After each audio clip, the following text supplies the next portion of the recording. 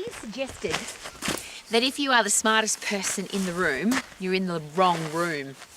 When I come to a place like this and I meet people from all over the world, and literally, because this is a great tourist attraction and there are people here, every time I come here there's someone from somewhere that do different things to me, that are from a different country to me, that speak a different language to me, I'm always really interested in learning.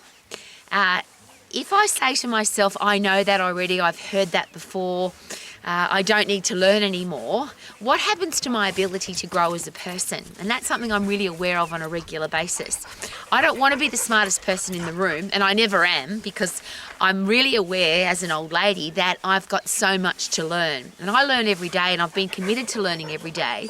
But what learning has taught me is that I don't know very much. So if you were ever in a position where you think you know everything, and I hear people say that on a regular basis, particularly as an exercise professional, people will say to me, I don't need to learn anymore, I've been an elite athlete, or I've lost a lot of weight, or I've been a mother with 5 children, so I know how to look after my human body because I've looked after my body and my kids' bodies. I'm just using some examples of people share with me, I don't need to learn anymore. And we live in a very big world with very many people, with many different countries, with many different languages, with so much to learn about so much stuff. I don't want to be the arrogant person, and there's an interesting reputation to have there. Ignorance, and I'm very happy to be ignorant, and that's why I've still got blonde hair as an old lady, because I've learnt through my entire life that when you have blonde hair, people want to teach you stuff. And if people want to teach you, then you're more likely to learn more if you're open to learning, of course. So the challenge with thinking that you know everything, apart from the fact that you'll have a reputation of being an arrogant person, and I certainly don't want to have that, but I want to constantly grow. And there's a physiological reason for that as well. One of the horrible diseases that humans get as we age is dementia, Alzheimer's, which is a brain that rots away. But your brain can't rot away if you're constantly putting it under pressure, if you're teaching it new things, if you're giving it new experiences. One of the reasons I love coming out here, because it's such a beautiful place, but I always meet new people from different places, so my brain is always expanding. Now, you can't learn if you're doing the talking, of course. So when I meet new people, I'm always asking questions. It doesn't matter whether it's a 5-year-old or a 15-year-old or a 50-year-old or a 105-year-old, I can learn from everybody, and that's something I'm really aware of.